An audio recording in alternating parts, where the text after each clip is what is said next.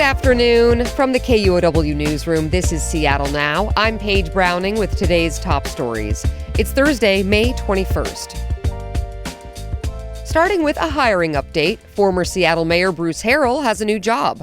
The Seattle-based textile company Philium announced yesterday they've named Harrell their new CEO. Philium develops fabrics that are designed to be sustainable and don't contain forever chemicals known as PFAS. He succeeds the founder, Raj Shah, who will remain chairman of the board. Harrell will also serve on Philium's board as general counsel. Moving on to what our current politicians are up to, U.S. Senator Patty Murray is calling for a federal investigation into what she calls a corporate-sponsored road trip by a Trump cabinet member. The Washington Democrat questioned Transportation Secretary Sean Duffy this week about a reality TV documentary following him and his family on a so-called Great American Road Trip. The film is sponsored by several companies that Duffy's department is charged with regulating, including Boeing, Shell, and Royal Caribbean. Duffy says the companies got no benefits in exchange for supporting the project, but Murray's now asking the Transportation Department's Inspector General to investigate Duffy's participation in this road trip. Moving to the office of Senator Cantwell, a U.S. Senate committee is advancing a bill by Washington Democrat Maria Cantwell that would give back land near the Olympic National Forest to the Lower Elwha-Clallam tribe. The land was originally acquired by the federal government for the Elwha and Glines Canyon Dam removal project, part of an effort to restore salmon habitat. Cantwell says the tribes played an important role in rehabilitating the fish population, and the final step in the project is to return the land. It will help us in the recovery of all 5 species of Pacific salmon and other native fish and preserve the tribe's cultural and natural resources along the river. Removing the dams opened up more than 70 miles of salmon habitat along the rivers. The Senate Committee on Indian Affairs passed the bill unanimously. If it passes the full Senate, it would return about 1,000 acres of land to the tribe.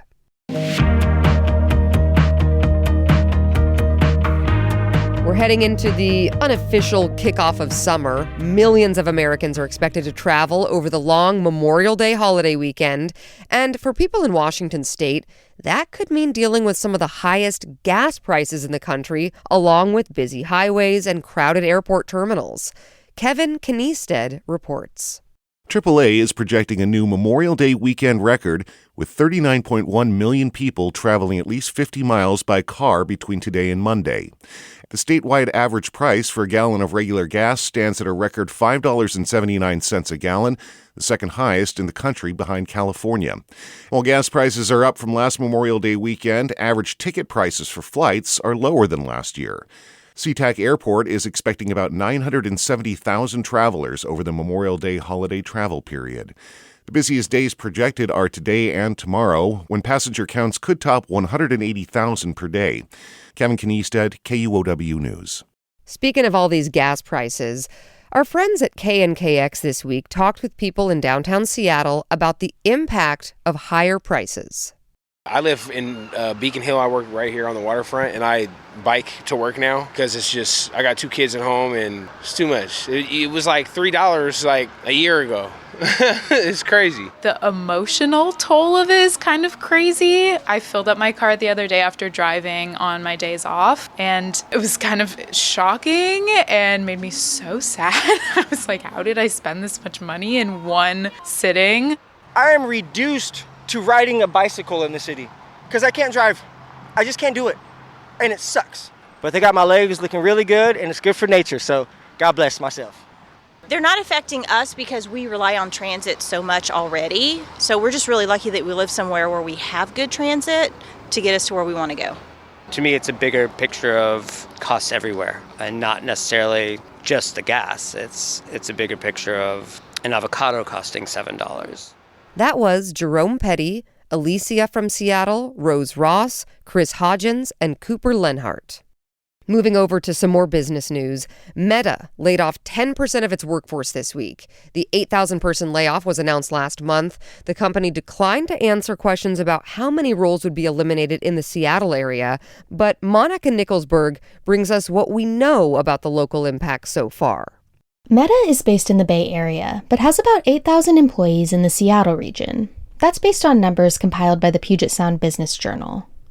Posts from employees on LinkedIn indicate that some workers in Washington and Oregon were affected.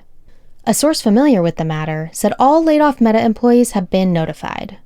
The layoffs are part of a broader restructuring at Meta focused on artificial intelligence.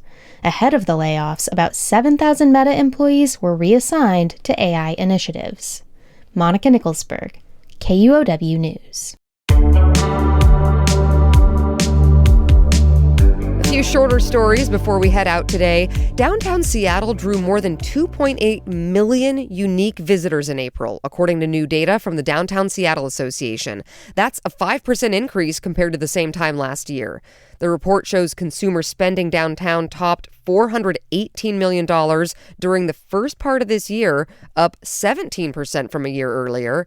But worker foot traffic remains well below pre-pandemic levels, and real estate firm Cushman & Wakefield reports the downtown office vacancy rate climbed to 36% in the first 3 months of this year. Some ferry news. Washington State Ferries is rolling out a new pet policy in advance of this Memorial Day weekend. Under the new policy, pets will be allowed in 3 areas: on vehicle decks, in outdoor passenger areas, and in marked areas inside the cabins on the opposite end from the galley. This follows a trial period that started last August and went through yesterday. One change from the trial period is that inside the ferries, pets will only be allowed in a specified section of the cabin. Meanwhile, the ferry agency says the Memorial Day weekend will have a lot of travelers, about 350,000. So they say expect long lines and some extended waits, and aim to take the early morning or late night sailings to avoid the highest traffic times. Finally, a reminder as boating season ramps up this Memorial Day weekend, the Washington Department of Fish and Wildlife is reminding boaters to stay 1,000 yards away from endangered killer whales. That change is mandated by state law that passed last year. It's intended to reduce boat noise because endangered southern resident orcas use echolocation to hunt. Violators could be subject to a $500 fine. Next time on Seattle Now, it's Casual Friday. We'll talk about Furry Night at the Seattle Opera and fursona possibilities. If you were to create a furry persona, what would yours be? I wouldn't. Coyote. Easily. Coyote. City coyote. I would love to be a city coyote, like hanging around in the Arboretum, going to the opera. Hear that and a lot more Friday morning. That's all for today from the KUOW Newsroom in Seattle. Our producer's Andy Hurst, and I'm Paige Browning. Seattle Now and KUOW are members of the NPR network. See ya.